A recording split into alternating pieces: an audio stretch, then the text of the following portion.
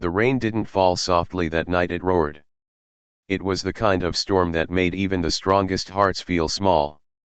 The kind that washed away footsteps, memories, and hope. Daniel Gray sat alone in his rusted pickup truck, staring at the small house that no longer belonged to him. The yellow eviction notice flapped on the front door, wet and crumpled, like a flag of surrender. Inside those walls were 20 years of his life: laughter, warmth, the echo of bedtime stories, the smell of Sunday breakfasts. But now it was all gone. He used to work at the steel factory on the edge of town, the same place his father once worked before him. For 2 decades, Daniel had shown up before sunrise, his hands calloused, his back aching, but proud. The clang of metal, the hiss of the furnace, that was his rhythm. That was home. Then, one morning, the rhythm stopped. Daniel, his supervisor had said, not meeting his eyes, "Corporate's downsizing. You've been a good man, but we have to make cuts." Those words were simple. But they shattered everything. He went home that day with a small box, a coffee mug, a few photos, and his name stitched on a patch he'd worn every day for years. Claire, his wife, tried to be strong. She smiled and said, "We'll get through this." She always said that. But as the weeks turned into months, bills piled up like bricks around them. Daniel tried everything: odd jobs, applications, phone calls that never came. The mortgage notices started arriving in red. Claire picked up extra shifts at the diner downtown. She'd come home after midnight, exhausted, smelling of coffee and grease, and Daniel would be sitting in the dark, scrolling job listings that never changed. The distance between them grew. Little things turned into arguments about money, about the future, about nothing at all. One night, after another rejection email and another unpaid bill, she finally broke.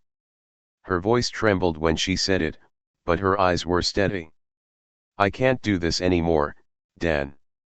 He stared at her. "Claire. I love you," she said softly, "but Noah deserves more than watching us fall apart."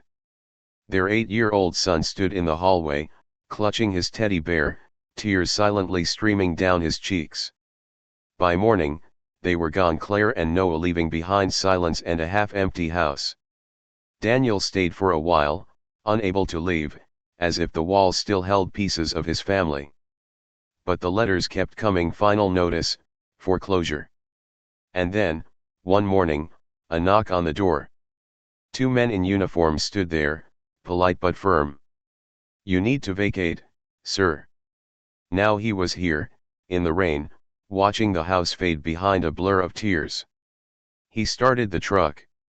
The engine coughed, like it didn't want to go either. But he drove: no destination, no plan. Just the sound of rain on the windshield and the quiet hum of defeat. He passed empty fields, darkened motels, gas stations glowing like lonely beacons in the storm. At one of them, he stopped. The clerk barely looked up as Daniel counted out his last $10. 5 went into the gas tank. The rest bought him a stale sandwich and a bottle of water. He sat in the parking lot, eating in silence. Each bite felt heavier than the last. When the storm finally eased, he drove again until the road ended at an old warehouse by the railroad tracks. It wasn't much, but it was dry.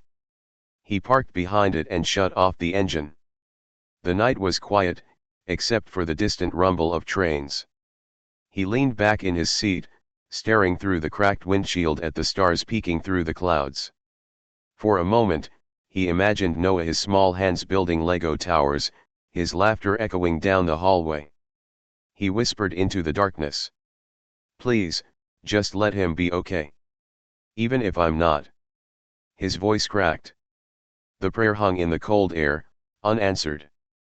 Hours passed. The world slept. The storm was gone, but its weight lingered in his chest. He thought about driving somewhere new, starting over, but even that felt like a dream for someone else. Eventually, exhaustion pulled him under. His head rested against the steering wheel as the truck windows fogged with breath. When morning came, the light was sharp and unforgiving. The sun crept over the horizon, painting gold across the old factory chimneys in the distance, the very place that had once given him purpose. Daniel sat there, watching the sun rise, numb and still. He didn't know it yet, but this was the day everything would begin to change. Because sometimes, when a man has lost everything, fate sends a stranger to find him. The sun rose slow and pale, like it was unsure it belonged to this part of the world anymore. Daniel woke with a stiff neck, the truck's cracked leather seat pressing into his back. For a moment, he forgot where he was. Then he saw the half-empty water bottle, the fogged windows, and the worn jacket draped over him like a thin memory of warmth. He was still here. Still nowhere. He turned the key, but the truck coughed and died. Twice. The third time, it didn't even try. He sighed and leaned back, staring at the roof. Even the truck's given up. That's when he heard it, the crunch of boots on gravel. Daniel tensed. He hadn't seen anyone for days, and now a shadow stood outside the window. A soft knock followed. "Hey there," a voice said, gentle but firm. "You all right in there?" Daniel rolled the window down a few inches. A woman stood outside, maybe in her mid-50s. Silver hair tucked under a wool scarf, deep lines etched into her face, not from age, but from a lifetime of caring too much. In her hand, she held a steaming paper cup. "Coffee?" she asked. Daniel hesitated, then nodded. She smiled faintly and handed it through the window. The smell hit him like a wave. Real coffee, hot and fresh. "You've been parked here 3 days, she said softly. "Thought maybe you got lost." He gave a half smile that didn't reach his eyes.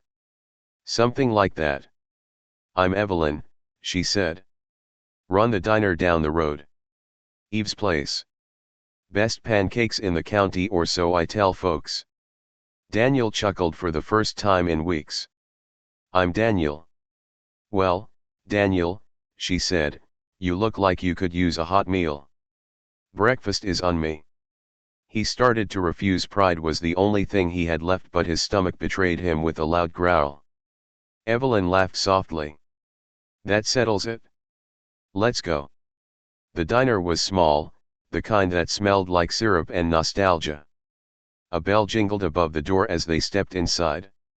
The warmth hit him first, then the music, old country tunes humming from a dusty radio. Evelyn motioned him to a booth by the window. "Sit. I'll take care of you." Within minutes, a plate landed in front of him: scrambled eggs, crispy hash browns, 2 slices of buttered toast. The sight alone made his eyes sting. He whispered, "I can't pay." "Did I ask you to?" she interrupted with a kind smile. "Just eat." Daniel ate slowly at first, then faster, like someone who'd forgotten what food could taste like. Evelyn sat across from him, refilling his coffee every time it got low. "So," she said, "what's your story?" He stared into his cup. "Just, ran out of luck, I guess." She didn't push. "Luck runs out for everyone sooner or later. It's what you do next that counts." When he finished eating, he stood to thank her, but she was already wiping down the counter. "Come by tomorrow," she said without looking up. "We open at 6. I don't want to be a burden." "Then don't be. Sweep the floor, take out the trash, we'll call it even." He paused, uncertain. But something in her tone, firm yet warm, made it hard to refuse. The next morning, he returned. He swept the floor, washed dishes, even fixed a loose cabinet hinge. Evelyn paid him with breakfast and a smile. It became their unspoken deal. Day after day, he came early, worked quietly, and stayed until the lunch rush died down. The regulars began to notice. "New hire, Eve?" one of them asked. She smirked. "Just a helper with good manners and bad luck." Daniel found a rhythm again: simple, steady. The sound of plates clinking, coffee brewing, and laughter filling the small space felt healing. Every evening, as the sun dipped low, he'd sit outside the diner with a cup of coffee Evelyn insisted he take home. He'd watch cars pass, thinking of Claire and Noah. Sometimes he'd write short notes on scraps of napkin, just to feel closer to them. Noah, I hope you're being good for your mom. I miss your laugh, buddy. He never mailed them. One night, Evelyn noticed him staring off into the distance, lost in thought. She sat beside him, handing over a warm muffin. You know, she said quietly, most people who sit in that spot are running from something. But I think you're running towards something you just don't know what it is yet. Daniel looked at her, the words catching in his throat. You don't even know me. Evelyn smiled. You don't have to know someone to care about them, son. That night, when Daniel returned to his truck behind the diner, he didn't feel as empty. The world outside was still cold, but the air felt a little softer. He leaned back, looking up at the stars again. For the first time in a long while, he whispered, "Thank you." The next morning, Evelyn tossed him an apron and said, "You're officially on payroll now. Don't argue, I already printed your name on it." He laughed, shaking his head, a genuine smile breaking through the tiredness. And as he tied the apron strings, he didn't know that this diner, this stranger, and this tiny spark of kindness would lead him back to everything he thought he'd lost. The diner had become more than just a place to eat, it had become a rhythm. Morning light streaming through dusty blinds. The smell of coffee brewing. Evelyn humming softly to a song no one else could hear. And Daniel always there before sunrise, apron tied, sleeves rolled, ready to work. Every clang of a plate, every sizzle on the grill felt like a heartbeat, steady, alive, human. For the first time in months, Daniel felt like he belonged somewhere again. Evelyn never asked too much about his past. She didn't need to. She could see it in the way he sometimes stared out the window, lost in thoughts that didn't belong to the present. She knew he was healing one breakfast plate at a time. But there was something else. Something quiet. Every Friday afternoon, after his shift, Daniel would fold a small piece of his paycheck, sometimes just a few dollars, and walk across the street to the little general store. He'd buy a toy. A plastic truck. A puzzle. A stuffed bear. Then, he'd stop at the post office, scribble something on a piece of paper, and mail it to an address no one knew. Evelyn noticed, of course. She noticed everything. But she didn't ask, not yet. One evening, as the diner lights dimmed and the last customer left, Daniel sat alone in the booth by the window, staring at a small red toy car on the table. His fingers traced its edges. Evelyn approached quietly, drying her hands with a towel. "You buy one of those every week," she said gently. Daniel smiled faintly. "For my son. Noah." She sat across from him. "He must love cars." "I don't know," Daniel said, voice trembling. "I don't even know if he gets them. But I have to believe he does." Evelyn didn't speak.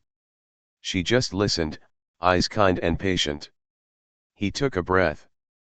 "After I lost my job, things fell apart. I couldn't fix it. Claire tried, but I failed her. Failed both of them. They left. I don't blame her." He looked down. She didn't leave out of anger. She left out of exhaustion. His voice cracked. "You ever love someone so much that you start believing they'd be better off without you?" Evelyn reached across the table and touched his hand, firm, motherly, real. "Every parent knows that feeling," she said softly. "But let me tell you something, Daniel, no child is ever better off without their father's love." He nodded slowly, eyes glistening. "I just want him to know I didn't stop trying. That even when I had nothing, I still thought of him every single day." That night, after Daniel left, Evelyn sat in her office, the diner lights off. She stared at the window where he'd been sitting. She thought of the way he spoke like a man who'd given everything and still blamed himself for not giving enough. She picked up the phone. "Carla," she said when a voice answered. "It's Eve. You still working down at County Records?" "Sure am." "Why?" "I need a favor. A man named Daniel Gray. Used to live on Maple Drive. Can you find where his wife moved? There's a little boy Noah. 8 years old." There was a pause. "Eve, that's kind of personal." Evelyn sighed. "It's important. Just see what you can do." 2 days later, a letter arrived for Evelyn. Inside was a folded slip of paper, an address in a nearby town. No explanation. No note. Just that one piece of paper that might change everything. When Daniel came in that morning, Evelyn handed him an envelope. "What's this?" he asked, confused. "Something you've been needing for a long time." He opened it. His hands froze when he saw the address. His breath caught. "Evelyn, where did you get this?" "I know someone at Records," she said simply. "Don't be angry." His voice trembled. "I don't even know what to say." "Then don't say anything," she replied gently. "Just go." He stared at her, eyes wide. "You don't understand. I can't just show up." "What if?" "What if nothing?" she interrupted softly. "What if he's been waiting for you? What if your wife still wonders if you're okay?" Daniel looked down, tears threatening to fall. "I'm not the same man they left." "Good," Evelyn said with a faint smile. "That's exactly why you should go." That night, Daniel didn't sleep. He sat in his truck behind the diner, the paper glowing in the moonlight. His mind replayed every laugh, every bedtime story, every promise he'd made to Noah and every one he'd broken. He pictured his little boy waiting for mail, maybe tearing open envelopes that never came. He thought about Claire, working 2 jobs, holding everything together while he fell apart. The weight of it all crushed him: guilt, fear, hope, but under it, something else flickered. Something warm. Courage. As dawn painted the sky with gold, Daniel started the engine. The truck sputtered to life, as if even it knew this drive mattered. He looked back at the diner one last time, the place that had saved him, and whispered, "Thank you, Evelyn." Then, with trembling hands, he pressed the gas and drove toward the town on the envelope. He didn't know what would happen. He didn't know if they'd forgive him. But he knew this: sometimes, the only way to move forward is to face what you left behind. And somewhere on that quiet highway, with the morning light spilling across his face, Daniel felt something he hadn't felt in a very long time. Hope. The road stretched out before Daniel like a long exhale, endless, quiet, and full of what-ifs. The morning sun was warm on his hands as they gripped the steering wheel, his heart pounding like he was driving toward a dream that could vanish at any second. In his pocket was the folded piece of paper Evelyn had given him, Claire's new address.